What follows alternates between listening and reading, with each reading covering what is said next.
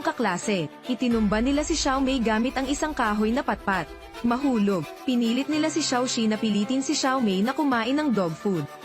At naka-record din ng video. At nagpatuloy sila sa pananakot kay Xiaomei. Kung ayaw mong ma-circulate ang video, magpatugtog tayo ng kanta, dahil sa pagpapahalaga sa sarili. Nailangan ni Xiaomei na tumugtog ng piano. Ang makitang si Xiaomei ay madaling mabuli. Hindi nila pinatawad si Xiaomei.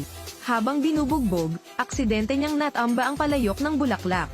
Muntik nang matamaan ang close friend kong si Yanyan. Nagalit si Yanyan at hinanap ang salarin. Pero pag-akyat ng elevator, nakita niyang bumagsak si Xiaomei.